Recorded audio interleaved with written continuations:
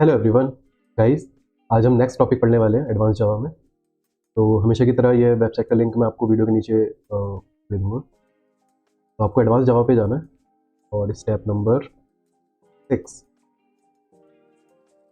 Servlet collaboration and communication.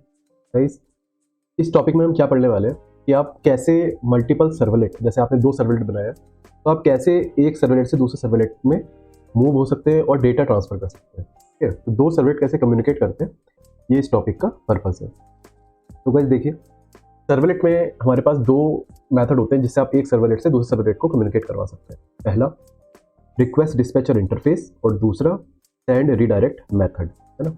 ये method इसका नहीं है, अलग मेथड है, इसलिए अगर इसका मेथड होता तो सिर्फ यही एक टॉपिक होता। तो रिक्वेस्ट डिस्पैचर इंटरफेस है, इंटरफेस उसके कुछ मेथड भी होंगे, तो पूरा एक रिक्वेस्ट डिस्पैचर ही टॉपिक है कि सर्वलेट को कैसे कम्युनिकेट करवाना है। दूसरा सेंड रीडायरेक्ट मेथड है एक, जिससे हम कम्युनिकेट करवाते हैं।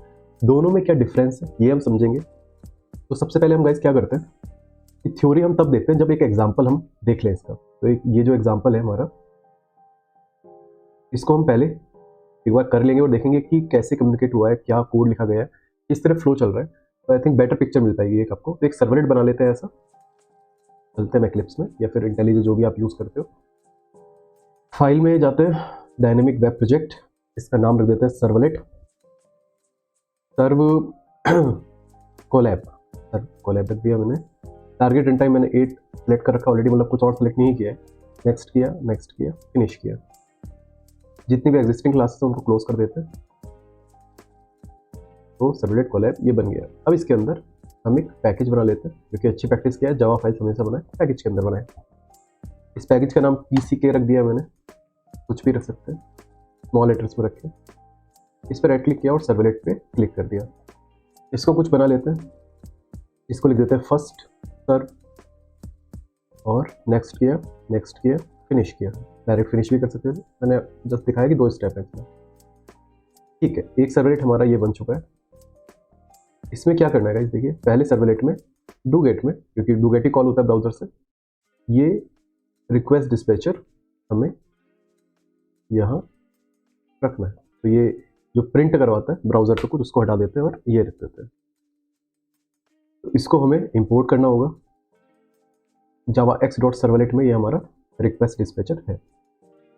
तो रिक्वेस्ट डिस्पैचर बनाया, RD बनाया, और इसका जो ऑब्जेक्ट बनाते हैं न्यू करके नहीं बनाते हैं। जो रिक्वेस्ट है हमारा, उससे हम gate request dispatcher method call करते हैं, सर्वलेट का नेम बताते हैं, और तब ये रिक्वेस्ट डिस्पैचर का ऑब्जेक्ट क्रिएट हो जाता है। RD इनिशियलाइज हो गया। अब अगर आप देखेंगे तो RD पे, यानी जो रिक्वेस्ट डिस्पैचर का ऑब्जेक्ट है, इस पर फॉरवर्ड एक मेथड मिलेगा आपको और इंक्लूड एक मेथड मिलेगा। आप तो कह रहे हैं कि यहाँ तो बहुत सारे मेथड है, तो ये सारे मेथड आप देखेंगे तो ऑब्जेक्ट क्लास के हैं। ऑब्जेक्ट क्लास हर जावा में जो भी क्लासेस है वो सब ऑब्जेक्ट क्लास की चाइल्ड क्लासेस मानी जाती है ना। तो ये सारे तो ऑब्जेक्ट क्लास से आए हैं। ये जो है ये रिक्वेस्ट डिस्पैचर से आए हैं मेथड, देखिए, है ना। तो सिर्फ 2 मेथड है, तो एक है फॉरवर्ड और एक है इंक्लूड। तो यानी रिक्वेस्ट डिस्पैचर में 2 मेथड होते हैं, फॉरवर्ड और इंक्लूड। देखते हैं दोनों में क्या डिफरेंस होता है। यहाँ जो हमने NM लिखा है, ये क्या है, ये एक्चुअली एक दूसरा सर्वलेट है, उसका मैपिंग है ना। हम क्या करते हैं, एग्जाम्पल पे चलते हैं वापस। जैसे यहाँ लिखा हुआ है एक दूसरा यहाँ सर्वलेट बनाया हुआ है, तो हम भी क्या करते हैं, एक दूसरा सर्वलेट बना लेते हैं। इसका नाम रख देते हैं सेकंड सर्व, डायरेक्ट फिनिश किया। और यहाँ हम क्या करते हैं, सिर्फ प्रिंट करवा देते हैं आई एम दिस सर्वलेट, जो भी सर्वलेट है। देखिए प्रिंट राइटर ऑब्जेक्ट बना के भी कर सकते हैं, डायरेक्टली रिस्पॉन्स गेट राइटर करके भी ऐड कर सकते हैं, बहुत तरीके हैं। तो हम क्या करते हैं, जो पहले से लिखा हुआ है इसी में अपेंड कर देते हैं, या फिर इसी में प्रिंट, ये मेथड आपको पहले से पता है तो ये भी यूज़ कर सकते हैं। अपेंड क्या होगा, जो भी एग्जिस्टिंग टेक्स्ट है उसमें ऐड करेगा। प्रिंट क्या होगा, जो भी आप दोगे वही ऐड प्रिंट करेगा, है ना। तो प्रिंट एलन में क्या करते हैं, ये लिख देते हैं आई एम सेकंड सर्वलेट, इतना हमने लिख दिया। ठीक है गाइस, तो हमने क्या किया, 2 सर्वलेट बनाए। पहले सर्वलेट से क्या किया, रिक्वेस्ट डिस्पैचर का ऑब्जेक्ट क्रिएट किया, रिक्वेस्ट ऑब्जेक्ट को यूज़ करके गेट रिक्वेस्ट डिस्पैचर उस पर मेथड कॉल करके, और जिस सर्वलेट के साथ हमें कम्युनिकेट करवाना है उसकी मैपिंग को यहाँ लिख दिया। तो हम सेकंड सर्वलेट मैपिंग को कॉपी करते हैं और यहाँ पेस्ट कर देते हैं। और फिर हमने क्या किया, RD.forward, है ना। अब फॉरवर्ड कर दिया, इसके आगे कुछ नहीं है। हम एक काम करते हैं गाइस, इसके आगे लिख देते हैं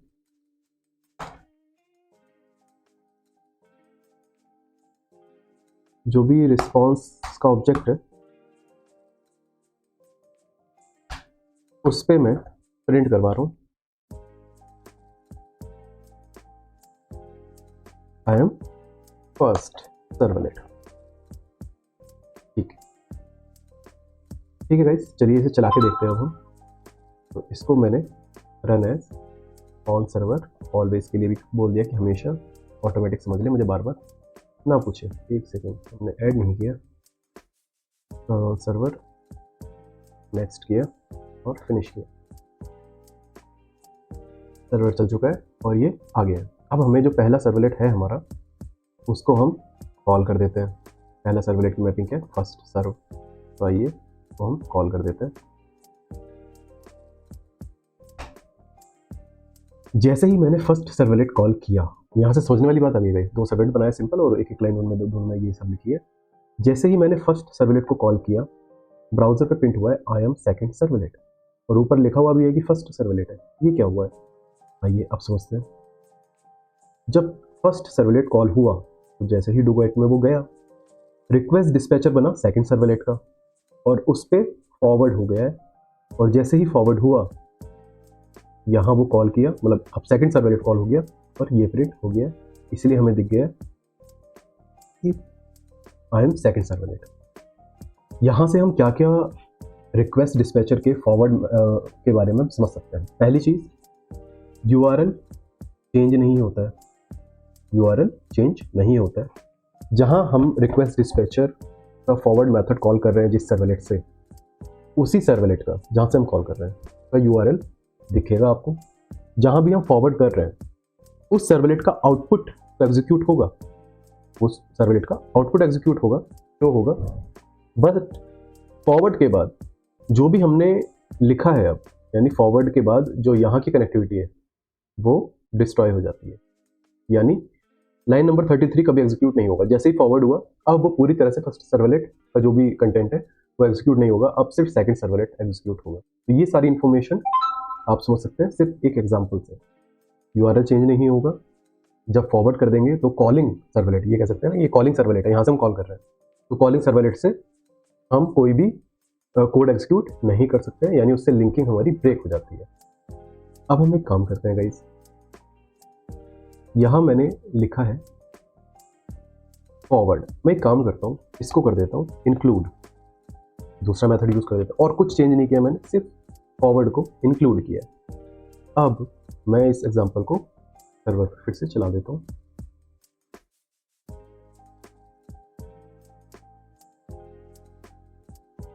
फर्स्ट सर्वलेट को कॉल करते हैं फिर से। अब देखिए, I am second servlet, I am first servlet, और ये अभी भी पहले सर्वलेट जो कॉलिंग सर्वलेट है उसी का यूआरएल है। तो यानी रिक्वेस्ट डिस्पैचर का फॉरवर्ड हो या फिर इंक्लूड हो, यूआरएल चेंज नहीं होता है कॉलिंग सर्वलेट से। जहाँ से हम फॉरवर्ड या इंक्लूड कॉल करेंगे वही सर्वलेट का यूआरएल आपको दिखेगा। फॉरवर्ड में जो कॉलिंग सर्वलेट है उससे जो कनेक्शन है, उससे जो एग्जीक्यूशन है वो ब्रेक हो जाती है। बट अभी हमने इंक्लूड किया और हमने देखा कि सेकंड सर्वलेट का कंटेंट यहाँ आ गया है और फिर आगे कोड चला और आया फर्स्ट सर्वलेट भी प्रिंट हो गया। इंक्लूड यानी क्या करता है कि जिस सर्वलेट को हमने रिक्वेस्ट डिस्पैचर बनाया जिसके लिए, उसके पूरे कंटेंट को एग्जीक्यूट करके उसका आउटपुट यहीं ले आता है। तो यानी जैसे ही rd.include कॉल हुआ, जो भी हमने जिसके लिए रिक्वेस्ट डिस्पैचर बनाया था सर्वलेट के लिए, उसका सब कंटेंट यहाँ आ चुका है रिस्पॉन्स में, और उसी रिस्पॉन्स में फिर हमने क्या किया है, प्रिंट किया है आई am first servlet. I hope ये क्लियर होगा, है ना। बहुत ही सिंपल एग्जांपल है और बहुत ही सिंपल, हमने एक वर्ड चेंज करके, मेथड चेंज करके पूरे टॉपिक कवर किया कि इंक्लूड क्या करते हैं ना। अब बस एक चीज़ और, ये तो हमने इतना जान लिया, अब एक चीज़ और है कि जब इंक्लूड या फॉरवर्ड करते हैं तो जो हमारा रिक्वेस्ट ऑब्जेक्ट है ना, जिसके अंदर सारी इंफॉर्मेशन होती है कि ब्राउजर से क्या क्या डेटा आया है, जो हमारा रिक्वेस्ट ऑब्जेक्ट है, ये हम जब फॉरवर्ड करते हैं तो दूसरे सर्वलेट को ये ऑब्जेक्ट दे देते हैं कि अब आप रिक्वेस्ट ऑब्जेक्ट को यूज़ कर सकते हैं। इस चीज़ को हम कैसे देख सकते हैं, देखिए एक काम करते हैं हम, इसकी एक इंफॉर्मेशन ले लेते हैं। देखिए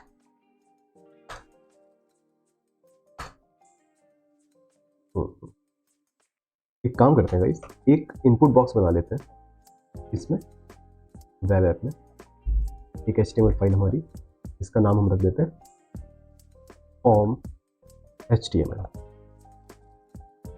इसके अंदर मैं क्या करता हूँ गाइस, इसके अंदर मैं एक फॉर्म बनाता हूँ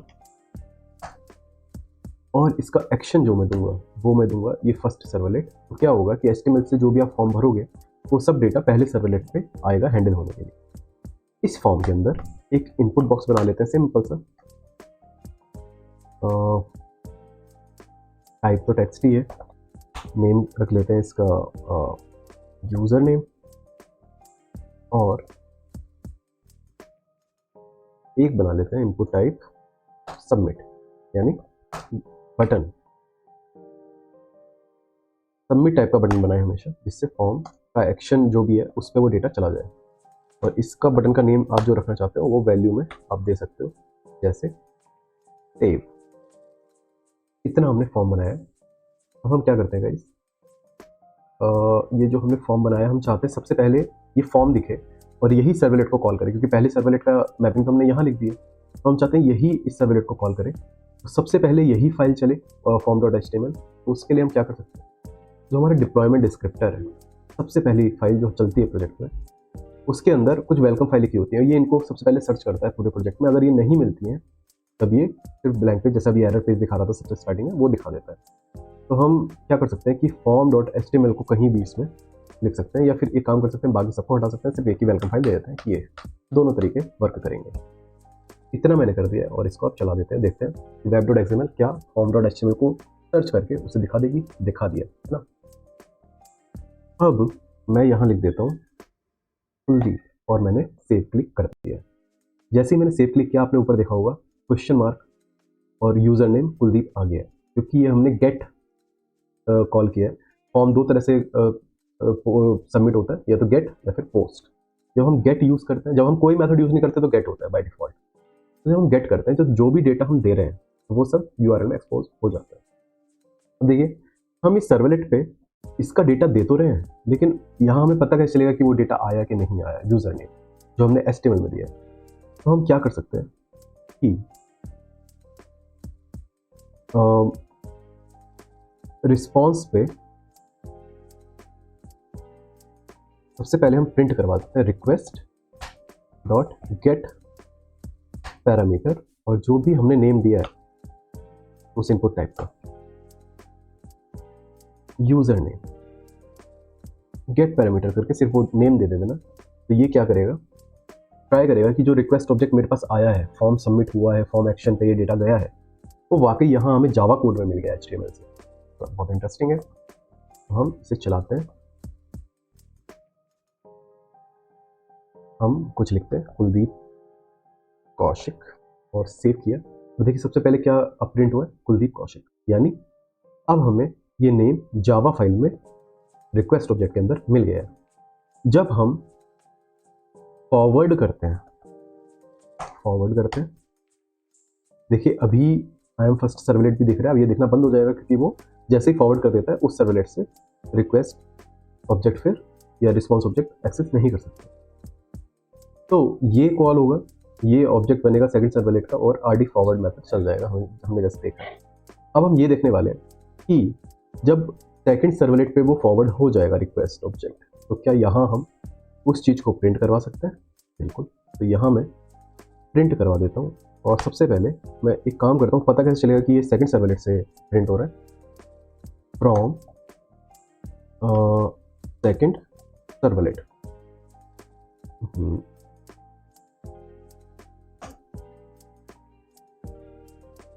तो ये मैंने सबसे पहले यूज़र नेम निकालने से पहले इस सर्वलेट में ये लिख दिया फ्रॉम सेकंड सर्वलेट, जिससे मुझे पता चल जाए ब्राउज़र। ठीक है, अब हम इसे चला के देखते हैं।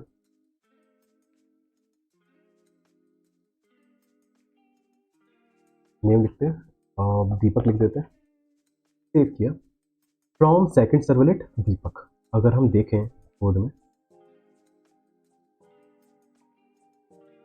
कि ये हमने प्रिंट किया था यूज़र नेम, लेकिन जो सबसे पहले अब प्रिंट हो रहा है वो हो रहा है फ्रॉम सेकंड सर्वलेट, यानी यहाँ से पूरी तरह से वो मूव हो चुका है और सिर्फ सेकंड सर्वलेट का कंटेंट दिख रहा है। तो ये प्रिंट हुआ लेकिन हमें दिखा नहीं, उतनी देर में फॉरवर्ड हो गया। रिक्वेस्ट ऑब्जेक्ट बना, रिक्वेस्ट डिस्पैचर का ऑब्जेक्ट फॉरवर्ड किया।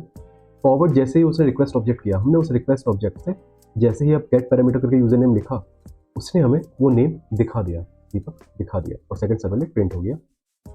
यानी इससे हमें पता चलता है जब भी हम फॉरवर्ड करते हैं तो हम उस रिक्वेस्ट ऑब्जेक्ट को आगे फॉरवर्ड कर देते हैं, जिससे वो आगे सर्वलेट उसे यूज़ कर सकता है। ठीक है, और फर्स्ट सर्वलेट जब कॉलिंग सर्वलेट है उससे पूरी तरह से कोई भी आउटपुट उसका शो नहीं होता है। अब हम इसे करने वाले हैं इंक्लूड, और सिर्फ चला देते हैं, बिना चलाए ट्राई करें, वैसे तो शायद, तो कभी कभी सर्वर रीस्टार्ट करना पड़ता है, कभी कभी ऐसे भी चल जाता है, सर्वर के वर्जन पे डिपेंड करता है। कुलदीप कौशिक लिख देते हैं और सेव लिखा। देखिए सबसे पहले प्रिंट हो रहा है कुलदीप कौशिक। अगर हम ये देखें तो यानी ये प्रिंट हो रहा है कुलदीप कौशिक, है ना, क्योंकि request get parameter user name सिर्फ हमने इसी में प्रिंट किया था। अब सेकंड प्रिंट हो रहा है from second servlet Kuldeep Kaushik, from second servlet, यानी ये लाइन चली, ऑब्जेक्ट क्रिएट हो गया, फिर इंक्लूड मेथड कॉल किया, जैसे इंक्लूड किया तो रिक्वेस्ट ऑब्जेक्ट तो शेयर हुआ, यहाँ से जब यूजर नेम मिला from second servlet Kuldeep Kaushik print हुआ, और ये जो भी आउटपुट बना है ये दोनों लाइन कहाँ आ गई हैं, यहाँ इंक्लूड हो गई हैं पहले सर्वलेट में, यानी कॉलिंग सर्वलेट में इंक्लूड हो जाता है आउटपुट। तो आई एम सेकंड सर्वलेट, ये दोनों लाइन सेकंड सर्वलेट से यहाँ इंक्लूड हो गई हैं, और फिर आगे चला है first servlet, I am first servlet ना। तो ये हमारा रिक्वेस्ट डिस्पैचर का फॉरवर्ड और इंक्लूड मेथड था। जहाँ भी आप चाहते हैं कि एक सर्वलेट से दूसरे सर्वलेट में मूव हो जाए, यहाँ आपका वर्क खत्म हो गया फर्स्ट सर्वलेट का, तो सेकंड सर्वलेट पे आप फॉरवर्ड करवा सकते हैं। या फिर आप चाहते हैं कि यहाँ तब पहले दूसरे सर्वलेट से डेटा आ जाए, आउटपुट आ जाए, रिस्पॉन्स आ जाए, फिर आगे का वर्क परफॉर्म हो, तो इस केस में क्या यूज़ करना चाहिए आपको, इंक्लूड यूज़ करना चाहिए। परफेक्ट। आइए गाइस इन एग्जांपल्स के बाद थोड़ा आप देख लेते हैं कि थ्योरेटिकली क्या क्या हमने देख लिया। Request dispatcher interface, send redirect method, अभी हम इसके बारे में भी देखेंगे। रिक्वेस्ट डिस्पैचर के बारे में, forwards a request with in the same application, एक एप्लीकेशन में जो हमने प्रोजेक्ट बनाया, एप्लीकेशन यानी प्रोजेक्ट, उसमें क्या करता है, रिक्वेस्ट को फॉरवर्ड करता है। Does not change the URL in the browser, हम देख चुके हैं कि फॉरवर्ड कॉल होने के बाद भी यूआरएल चेंज नहीं होता, जहां से हम जिस सर्वलेट से हैं उसी का यूआरएल दिखता रहता है। Can use the forward and include methods, हमने देखा फॉरवर्ड और इंक्लूड मेथड होते हैं। Used for internal request forwarding, यानी एक ही एप्लीकेशन के सर्वलेट्स में जो आप जब हमें फॉरवर्ड करना है तो इसे कहते हैं इंटरनल फॉरवर्डिंग, है ना। हम देखेंगे सेंड रीडायरेक्ट में दूसरे एप्लीकेशन पे भी हम फॉरवर्ड कर सकते हैं। Request dot gate request dispatcher servlet dot forward, यानी देखिए यहाँ एक लाइन में भी कर सकते हैं, है ना, कि रिक्वेस्ट डिस्पैचर का जो ऑब्जेक्ट हम सेव करते हैं उसकी जगह पे डायरेक्टली फॉरवर्ड लिख के और फिर आगे भी चला सकते हैं, या तो सेव करके चला सकते हैं। तो कोड लिखने का तरीका से एक लाइन में भी कर सकते हैं, दो लाइन में भी कर सकते हैं। और यहाँ इंक्लूड, आगे देखते हैं, अभी हमने सेंड रीडायरेक्ट नहीं देखा है, अभी हम इसका एग्जांपल देखेंगे, वो काफ़ी सिंपल एग्जांपल है। Request dispatcher interface, request dispatcher use to dispatch request to any resource on the server, ये हमने सिंटैक्स भी देख लिया है। दोनों का फॉरवर्ड और इंक्लूड का हमने देख लिया, this method forward request, this method includes the content with the resource, changes made to the request were visible to both, the client can't interact with forwarding servlet again. बिल्कुल forward जो forwarding servlet है यानी calling servlet है, जहाँ से हम call कर रहे हैं, जहाँ से हम फॉरवर्ड कर रहे हैं, उससे हम इंटरेक्ट नहीं कर पाते हैं, उसका कोई आउटपुट नहीं शो होता है फॉरवर्ड मेथड में। लेकिन यहाँ क्या होता है, client include the resource and calling servlet, यहाँ हम उसे यूज़ कर सकते हैं। एग्जांपल दिया हुआ है, response ends client can't interact with forward servlet, already हमने देख लिया ये चीज़। तो वन वे ऑपरेशन होता है कि एक जगह से फिर हम चले गए सेकंड सर्वलेट पे, तो ये तो वन वे हुआ, वापस नहीं जा सकते। ये क्या होता है, टू वे ऑपरेशन होता है कि यहाँ से दूसरे सर्वलेट का कंटेंट हमने यहाँ वापस मंगा लिया, तो गया भी और वापस भी आया, तो टू वे ऑपरेशन है। इंक्लूडेड रिसोर्सेज नॉट एग्जीक्यूटेड, क्योंकि फॉरवर्ड करते हैं तो इंक्लूडेड रिसोर्स एग्जीक्यूट नहीं होता, लेकिन यहाँ क्या होता है, जो इंक्लूडेड रिसोर्स है जो भी हमने इंक्लूड किया वो एग्जीक्यूटेड आता है। तो ठीक, फॉरवर्ड मेथड का एग्जांपल ये देखा हमने, और इंक्लूड मेथड का एग्जांपल सेम हमने यहाँ देखा। अब बारी आती है सेंड रीडायरेक्ट की। गाइज याद करने की कोशिश ना करें, अगर आपको लगता है कि हर एक प्रोसेस मुझे समझ में आ गया है, तो ऐसा ना सोचें कि याद हुआ कि नहीं हुआ, ये आपको सिर्फ समझना है कि ये प्रोसेस ऐसे हुआ है ना। अब आता है send redirect, this method redirects the response to another resource, this method redirects the response to another resource. देखते हैं कैसे, और सिंपल सिंटैक्स है रिस्पॉन्ड डॉट सेंड रीडायरेक्ट। तो हम क्या करते हैं गाइस, यहीं उन्हीं एग्जांपल को हम यूज़ कर लेते हैं, इसी एग्जांपल को हम यूज़ कर लेते हैं। तो यहाँ से हम क्या करते हैं, ये दो लाइन हम हटा देते हैं। कमेंट कर दिया हमने और क्या किया है, देखिए ये जो मेथड हमारा कॉल होता है, ये हमारा कॉल होता है रिस्पॉन्स पे, है ना। तो रिस्पॉन्स हमारे पास हर सर्वलेट में होता है, सेंड, रीडायरेक्ट, बहुत सारे मेथड मिलेंगे आपको, है ना। लेकिन ये जो दो स्पेसिफिक मेथड है, इनका पर्पज़ है, ये कभी चेंज नहीं होते। सर्वलेट के बहुत सारे वर्जन आते हैं, उनमें चेंजेस होते रहते हैं, लेकिन ये कुछ कॉन्सेप्ट मेथड है, ये कभी चेंज नहीं होते हैं। अब सेंड रीडायरेक्ट दिया, यहाँ हमें स्ट्रिंग देनी है, तो हम क्या करते हैं, इस स्ट्रिंग की जगह पे हम दे देते हैं सेकंड सर्वलेट का मैपिंग ना। सिर्फ इतना हमने किया। अभी हम फॉर्म से नहीं जाएंगे, फॉर्म से भी जा सकते हैं, वैसे फॉर्म से जाएं, फॉर्म से चले जाते हैं। चलिए इतना हमने किया, अब हम इसे चला के देखते हैं।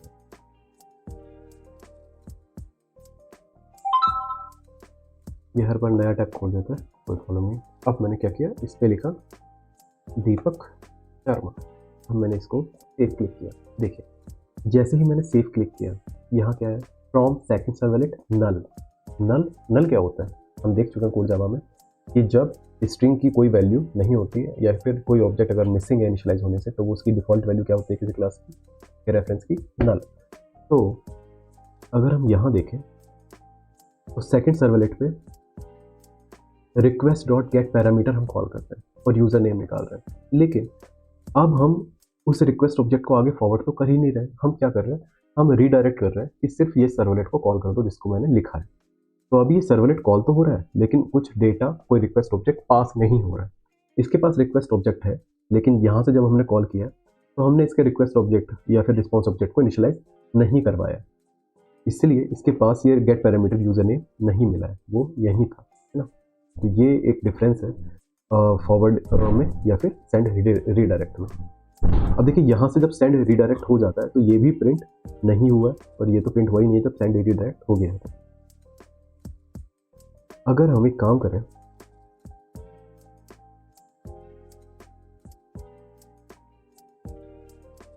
कि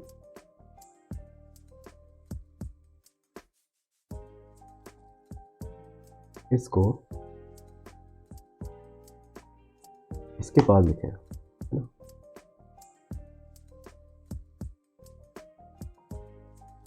अभी मैं इसे कमेंट कर देता हूँ, सिर्फ इतना रखते हैं और चला के देखते हैं। दीप शर्मा, सेव किया, Deep Sharma I am first servlet, दोनों चल रहे हैं। अब मैं सेंड रीडायरेक्ट कर देता हूँ और यहाँ आने देता हूँ और देखते हैं यहाँ क्या प्रिंट होगा।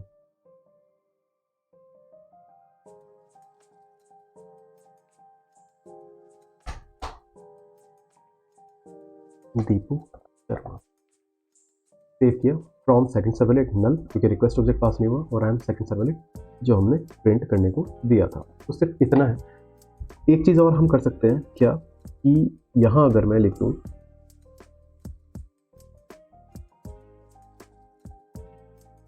google.com, हम इस पर फॉरवर्ड करने वाले हैं। तो अगर हम यहाँ देखें अब, तो यहाँ कुछ लिखा और ये यहाँ आगे लग गया है ना।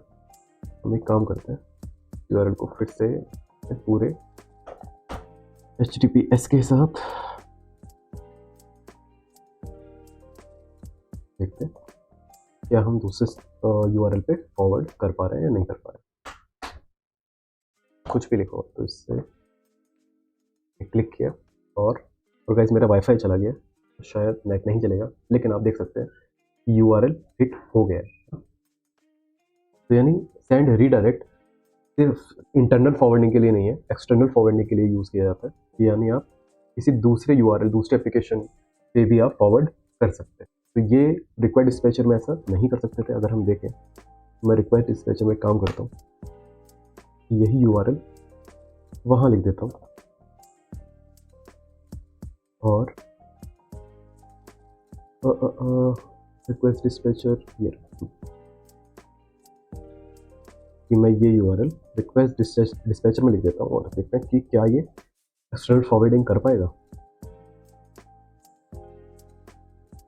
यहाँ कुछ लिखते हैं, देख दिया, और देखिए ये आगे उस गूगल URL पे फॉरवर्ड नहीं हुआ है। ये सिर्फ इंटरनल फॉरवर्डिंग के लिए ही है। जो हमने यहाँ प्रिंट किया है सिर्फ वही प्रिंट हुआ है ना, के बाद ये प्रिंट नहीं हुआ है, यहाँ एरर आ गया, इसलिए ये भी लाइन नहीं एग्जीक्यूट हुई है। ये देखिए सिर्फ पहला एग्जीक्यूट हुआ है, उसके बाद जैसे ही रिक्वेस्ट इंक्लूड हमने किया या फॉरवर्ड हम करते हैं, फॉरवर्ड करके देख लेते हैं तो एरर को क्लियर कर देता है, क्या पता अब चल जाए। तो यहाँ हम लिख देते हैं लूप, कुछ भी लिख देते हैं। अब देखिए ये इस पर फॉरवर्ड नहीं कर पा रहा है क्योंकि इंटरनली ही इसको देख रहा है ना। तो वापस चलते हैं अब अपने कॉन्सेप्ट पे।